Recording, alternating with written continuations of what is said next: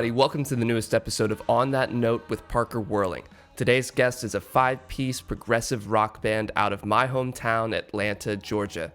They put out an EP last year called Elsewhere, and they just put out a new single called Tarot. You gotta go check it out. Great psych rock vibes. Anyway, please welcome my guest, Rujen. What's up, man? How you guys doing? Dude, pretty solid, man. How about yourself? Doing really solid. I love your studio space going on. Hey, thanks. Yeah, it's a basement of our house, and it's sweet. Yeah, it's really big. It's really nice. Right on. So just introduce yourselves for a second. We got Charlie on the left and Creighton on the right. Who plays what? Yeah, this is Creighton. I play guitar, specifically lead guitar. Charlie, and I play bass guitar. Nice. Thanks for mic checking him there. Yeah. So we're recording this the day before your single. It will be coming out after it's already released. So I'm kind of excited to actually talk to you guys like the day before it comes out. How are you guys feeling? We're super excited. It's actually almost just a year ago that we released our first EP. Tarot has been a song that we wrote. We started recording it in December and then kind of re-recorded a little bit of it in May. So it's been a long time coming, so it'd be fun to put something out. Nice. So it's called Tarot. And yeah. I listened to it a handful of times. I got a sneak peek. I was really pumped. And I love it. What inspired the artwork? I think it's really cool. So Ryan Miller, the lead vocalist, rhythm guitarist of Rujen, he does the majority of our artwork. He actually works for Turner Sports doing graphic design for them. So he's a huge asset for us. And the picture for Tarot was inspired based on the day Tarot was written. If you look at the picture, there's like leaves and stuff kind of swirling around on the front. We were in East Atlanta at, what festival was it, Creighton? EAV Strut. It was at EAV Strut in East Atlanta Village, and we had just seen this band, Suede Cassidy. Shout out to our friends Jeremiah and Ian, good guys. And we were walking over to see this band, Buckhead Shaman, and before they started, the sky kind of broke out, and a storm kind of came out of nowhere, and the wind started blowing, and like the sky broke open, and it was orange and dark, and it was really cool actually. But the festival had to shut down, of course, because of the weather. But it was such a cool event, though, seeing the wind and the storm come up out of nowhere, that it inspired Ryan to write the lyrics. So, gotcha. And the lyrics really go with the artwork itself. The lyrics are pretty straightforward. Well, the chorus goes like, distant memories will take you back right where you're supposed to be. If you're in a moment that you might not seem so sure of the outcome, you can kind of look to the past, remember a fond memory, and kind of use that warmness to carry you into the future. That's beautiful. What was the writing and recording process for it? How did you start the song? Because I talk to a lot of artists who are usually like just one person or maybe two people, but you guys are a 5-piece band. Do you write all together, or does somebody kind of bring something to the table and everybody works on it? Yeah, that's a good question. We've kind of always had the same process. So Ryan and I started writing stuff together back in college, and when we started writing lyrics, it was a combination of both of us, and it's pretty much always been that way. Ryan's recently probably written more than I have, but for example, like on the EP, he and I wrote New York, NY. We probably wrote like 50-50 together, kind of bouncing off each other. Elsewhere was mostly stuff for me, and then Deep End, Tarot, Luna, those are almost all Ryan. Most of the new stuff's been Ryan. He's kind of been on a little bit more than a role than I have. Hey, that's okay. It's good to have somebody who can, pick the ball up when the other person needs to focus on something else. It's good to have that gel between 5 different people, I'm sure. Yeah, for sure. And with my stuff, it's kind of just like a stream of consciousness based on some sort of experience that I'm in at the time or reflecting on. And I usually have a hard time like turning that into a song. So Ryan almost always takes my stuff and puts it into melodies, which is nice because I don't have to come up with that part of it. Right. Yeah. And it's easier because he's singing it too, so he can sing to his strengths and that sort of thing.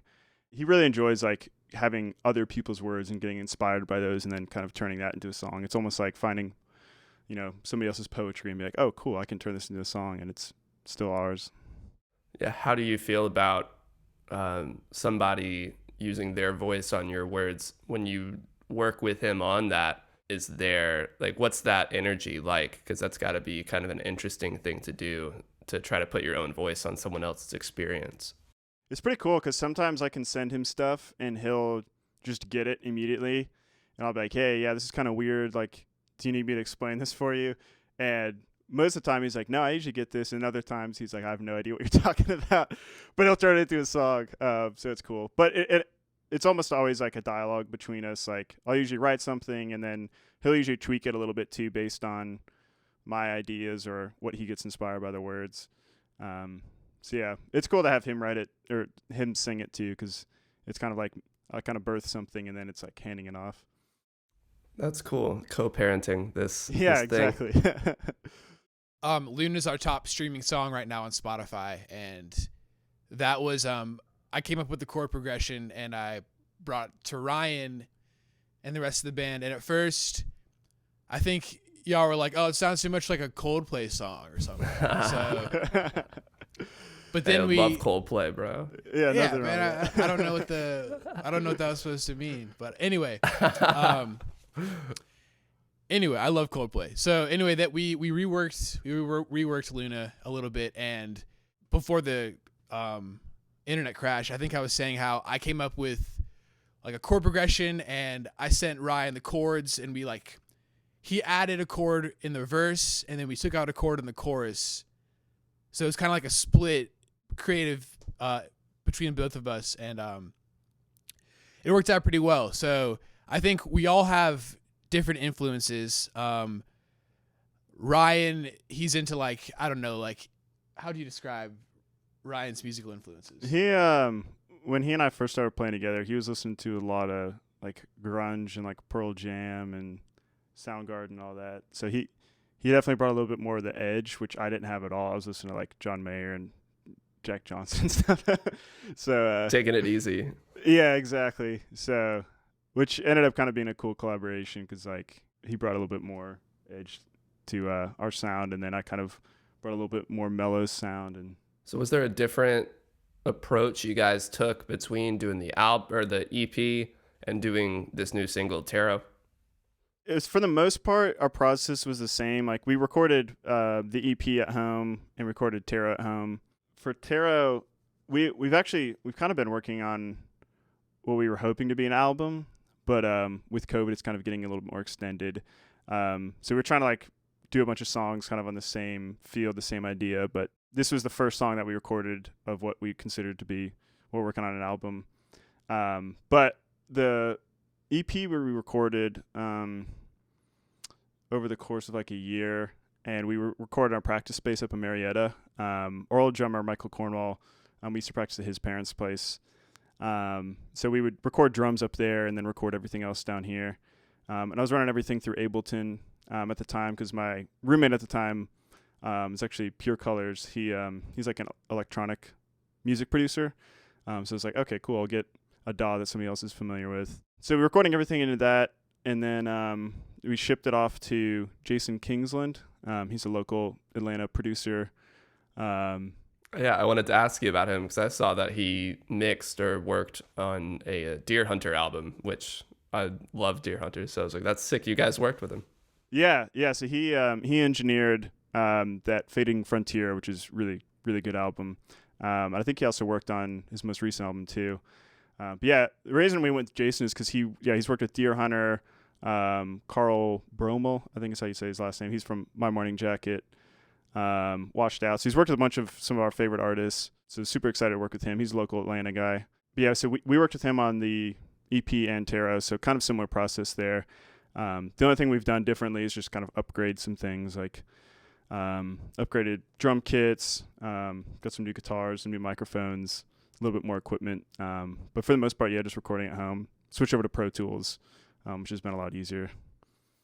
So that's over on the tech side of things. I would say as far as like sonically, I would say Tarot as a whole is more complex than the EP itself. I would say that Tarot's what, like 4.5 minutes or I think it's just under 4 minutes. Under 4, yeah. So I think just under 4 minutes we pack like 3 or 4 cool little sections in there, and there's a lot of kind of left turns that we hit you with on this. Whereas the EP I think is a little more I don't want to say basic, but kind of a basic form of our sound. So I would say it's a little more evolved, and we're excited to get that out to the people. So Yeah, I kind of know what you're talking about there. I think basic isn't the word, but to me, I listened to the EP today and yesterday, and it probably also because the last 2 songs are 7 minutes each. It feels more expansive, and you can take your time with each part in each song. Whereas Tarot, I remember as soon as I heard it, I was like, whoa, like this is a different level. There's a lot more going on in a shorter amount of time. You're like packing in all these little goodies for people to hear. Yeah, for sure. And that was definitely intentional. I know with the EP, it was very, I think the Guillermo from Immersive Atlanta called it like cinematic, which is totally true. Like we went for like kind of a big, almost expansive sound, longer songs, which is kind of the songs that we were writing at the time. And for a while before that, like most of our songs were like 8 minutes long. They had like a long jam in them. And then this one we were like, okay, like how can we really, and almost that wasn't intentional. That was just kind of us just enjoying the music and be like, oh, cool. Like we like this progression. Let's just ride this out. Or like we wanting to like put a bunch of different parts into one song, where this one was like the first of a couple of songs we've been writing recently. We're like, okay, how can we kind of condense it down a little bit more? Because like if you listen to like obviously like the Beatles and stuff like that, they have the songs that are like 2 minutes long, but they feel like they're pretty long. It's like, how do they construct these songs with like an intro, a couple verses, choruses, and it's like 1:30 long. So just kind of studying some of that music and be like, how do they condense such concise, cool ideas into such a small song?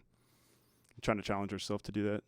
Do you have any Beatles records or albums that are like really big inspirations for you guys? Recently, I've been listening to a lot of Abbey Road, because I don't know if you listened to the 2019 mix. I don't think I have heard the newest mix. Yeah, so George Martin's son remixed it. It's phenomenal. It's so cool. It's basically like a modern, as if you're listening to Abbey Road if it was recorded in 2019. It's really, really cool. I'd recommend checking it out. But yeah, so I've been listening to that album a lot, especially when we're writing Tarot. So some of my guitar parts might be influenced. I don't know if they're audible. But yeah, I listened to a lot of George Harrison, stuff like that at the time. Yeah, you definitely have some George Harrison type licks in there. I was listening. This one is like, this song, there's a lot of crazy cool guitar things you do. Like, you like record yourself plugging it in at one point at the end. And like there's like this explosion sound, and it sounds like you're like reverbing out this plug-in. Yeah, that's hilarious you caught that. That was actually because the final take we actually inserted like right before we sent it off to get mixing. We actually had a different guitar part there.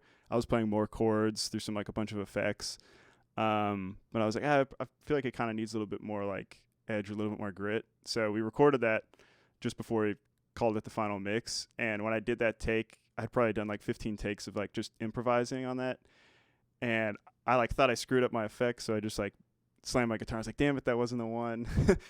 And then Ryan was like, no, that was the one. So that actually was just me just going, damn it.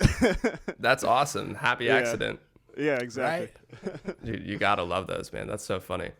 And I heard it. I was like, that's definitely something like that. Like, you can't plan that. Yeah, exactly. Those are those cool moments that it's like, yeah, I keep recording, like keep that stuff. Yeah, it's cool. Right. So I saw you guys played at Vinyl at Center Stage not too long ago, before all this mess. What was that experience like? I love that venue. Being from Atlanta myself, I was pretty pumped to see that y'all played there. What was that experience like? Yeah, that was awesome. We I think that was our second time playing at the Vinyl. Yeah, the first time we played Vinyl was, I think, the year prior in August, and it was kind of a pop-up show. We had played the week earlier at the Earl, and we kind of received an email out of the blue from the who's booking over at Rival. I think Rival, or was it Zero? Anyway, we got an email from some booking people from Vinyl asking us to open for Particle Kid, who is Willie Nelson's son. Whoa. So that was a cool experience. We got to meet him in the band, but then we got invited back. We set up the show at Vinyl. I think it was a Friday in January. That was a lot of fun. We headlined that night, and I think we had a pretty solid turnout. We had some good bands open for us. We had our friends Fever Green and our friends Semicircle play, and they're both great bands from Atlanta. I think we played Terror that night as well. Mm-hmm. Yeah. But yeah, that was a solid show. That was one of the last shows we played before the coronavirus kind of destroyed the music industry. What is the music scene like in Atlanta? Because I didn't really start getting super into making music until after I left, which is sad. But I did want to ask you about that. It's really cool because Atlanta's very dynamic as far as like it doesn't like obviously it's got the rap scene, which is probably its like namesake globally. Like whenever touring artists come through, they always talk about Atlanta being the capital of that. But in the like EIV scene, there's like, post punk is pretty big. There is like quite a bit of psychedelic rock, kind of like our genre. Mm-hmm. Couple indie rock. Atlanta's just huge. Like we're always like finding new bands in Atlanta that we've never heard of that are awesome bands. They're just like popping up on IG or stuff like that, Instagram. Yeah, there's different pockets of towns which, have different venues where different bands are more likely to play. Where like, I'll say that Masquerade, they'll book any genre pretty much. So you'll see like Bad Baby, that girl who's like, Catch Me Outside, how about that? Like you'll see her do a rap show there, and then you'll see like Denzel Curry or some like SoundCloud rapper do a show for the next night or something. So different venues kind of have different pull as far as genres go, but it's very diverse. Like Creighton was saying, Atlanta's like the mecca of hip hop in the world. Essentially, everyone knows who the Migos are. Like everyone and their grandma does. It's hip hop's huge here, but there's also, like Creighton said, there's a big kind of psychedelic rock scene, big kind of hardcore scene too, I would say. There's some metal going on too, like Mastodon's from here. Oh yeah, that's right, they are. I forgot about Mastodon. My old boss actually sold some petrified wood to the Mastodon drummer last summer. Some petrified wood? Yeah, it looks pretty cool. You got to sit it out for a while, and it eventually looks like a glass table kind of thing, and you can put some chemicals on it and shine it all up, make it look nice, and sell it for a lot of money. Ah, that sounds cool. Yeah, fun little fact. But yeah, I love the music scene in Atlanta. There's a lot going on. There's a lot of, you can drive, you can hear people playing music. It's just a lot of stuff's happening, and it's very vibrant, very lively city. It's cool too having Athens pretty close too. Right. There's a ton of bands who like kind of migrate between Atlanta and Athens. Have you guys ever played there? We played there once a long time ago. We played in Athens at this bar called like the Goat Bar, which I think is no longer a thing. But we were actually not called Rujen back then. We were under the name Kiva. This was back in the Milledgeville days, like circa 2015, 2014. It might have been 2016, 2015. Yeah, 2015, I think. Yeah. No, that was a fun show. That was a blast. We were playing more covers back then with probably a solid amount of originals mixed in, but we had a good, fun crowd. Yeah, that was the last time we played Athens, but we're trying to get back in there. We've been trying to play like the Caledonia Lounge or like the 40 Watt or hopefully one day the Georgia Theater. That would be a dream come true. I've heard great things about the 40 Watt. Yeah, 40 Watt's great. I saw Kurt Weill there. It's one of my favorite cool. shows. Yeah, it was awesome. It was like a Friday night. We were in school at Milledgeville at the time, and Nick Hanchey, who plays keys with us, he and I went up and saw that. Real Estate was playing the next night, but I had to go home. And oh man, that would have been cool. I know, I had to go home and write a paper, and now I'm like, I probably could have been fine with that. I love his War on Drugs album, the whatever his newest War on Drugs album was. Yeah, Yeah, he's been putting out music. I think his last album he did a couple songs with who's that producer? He did the Sound and Color. I'm drawing a blank. The Alabama Shakes album? Yeah, the Sound and Color. The guy who produced it? Yeah. I want to say Shane something. We'll probably just look it up later. It's yeah, all good. You cut that out. That's all right. Well, I think this is going to take us to the last 5. I'm just going to ask you guys 5 questions, and you can answer as short or as long as you'd like. All right, cool. Let's go. All right, number 1, in the studio or playing live? Ooh, you want to go first? Live, without a doubt, is my favorite place to play music. I think live is where, after a show, I get a feeling that's kind of unmatched by anything else thus far. So kind of keeps me going, keeps me motivated.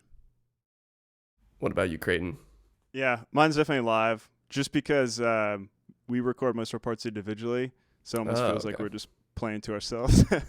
So definitely live, just for that, really making music together. That energy. Yeah. Nice. All right, number 2, what's your favorite decade of music? 60s. See, I would want to say 70s, like classic 70s, but I would say that probably 2010s, I want to say. Yeah, I think man. there's a lot of solid live music, a lot of solid innovations in modern sound going on right now, and I think it's only going up from here. I agree. I also would say 60s and 2010s if I had to pick, just because I don't know if it's like I'm biased to say 2010s, but I do think that there was a lot of crazy shit going on in that decade that was not done before at all. Totally. Yeah, I feel like that's me just like being biased to older music. But I feel like, 20 years from now, I'm like, oh man, 2010 was so good. Right. Yeah, I still love 2010. Okay. Number 3, what's on your musical rotation? I'm a foreman for a landscape company, and we only have radio in our car, and we're driving around Atlanta. So my technician, Joe, likes hip-hop and rap. So we're listening to like 97.9, which is like old school 90s hip-hop, or like more modern hip-hop, like 103.3 in Atlanta. That's just when I'm working. But when we get to the sites, I'll throw on my headphones. I have this nugs.net app, which gives you live recordings of bands that play. I listen to a lot of like kind of jam band music. So I'll see like, oh, what did Humphreys McGee play last night? And I could check it out on this Nugs app. That's been a lot in my rotation. And I also like kind of like lo-fi hip-hop chill beats. That's kind of like my vibe lately. The YouTube playlist? Oh, yeah. Yeah. Keep it streaming. Yeah, that's what I listen to when I work. It's either chill hop, like jazz hop stuff, or I listen to a lot of classical when I work, which has actually been nice because I try to listen to stuff that I'm not going to overanalyze when I'm trying to work. So those are both pretty good ones. But my heavy rotation would probably be I'll probably listen to jazz the most actually. Oh, cool. So I listen, like 50s, 60s jazz. But if I'm not listening to that, huge Beatles fan. They're always playing. And then modern stuff, like My Morning Jacket. Tame Impala, I try not to over-listen. A lot of my favorite bands, I try not to, like, listen to their albums too much so I can keep that, like, raw experience. Yeah, I totally understand.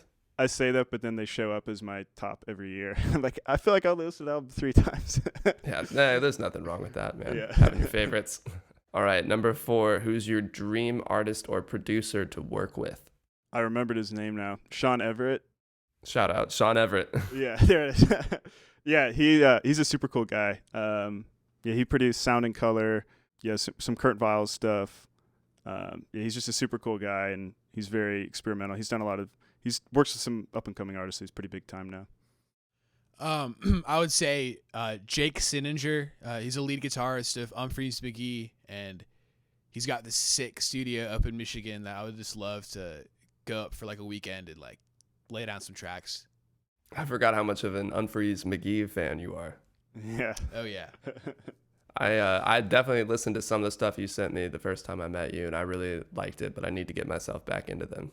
I also dug that playlist you sent me. I think it was called like Cosmic something, or I forget. Yeah, you sent me some playlist. I'm talking about what you sent me. You sent me a playlist. Oh. You had a bunch of cool Sorry, stuff you on broke there. up there, so I was like, I don't know. Oh yeah. No, it was like some playlist. You had a bunch of like synthwave stuff on there. You had the Honeybee something, or like the Spirit of the Beehive? Spirit of the Beehive, yeah. Okay, last question. What is your dream Atlanta venue that you want to play? Mine would be Tabernacle. Yeah, Tabernacle. Yo, that's mine, no doubt. Tabernacle Yeah. is the best venue in Atlanta. For sure. Hands down. The 3 floors, you can get a different perspective on every level. I've had so many great times at the Tabernacle. Yeah, definitely, hands down, Tabernacle. For those who don't know, it's like a cathedral, right? It was like an abandoned cathedral, and they just turned it into this beautiful music venue. Yeah, it's sweet. Yeah, I know the floor collapsed a couple years ago. During Panic at the Disco, right? Yeah, right. Panic at the Disco. That must have been a wild show. For real, I can't believe the floor collapsed. Did anybody get hurt? No, I think everyone's okay. I think I Write Sins, Not Tragedies might have bumped a little too hard that night. Probably. The floor just happened to collapse, but Bro, that's terrifying. But that's kind of awesome. That's rock and roll right there. Well, Rujen, thanks for coming on. Charlie and Creighton, I really appreciate you taking the time to talk with me about your old music, your new single, and what's to come. For sure. Thanks so much, Parker. Yeah, Parker, thanks for the invite, man. Awesome. Rujen, thanks again for coming on, and I'll talk to you guys later.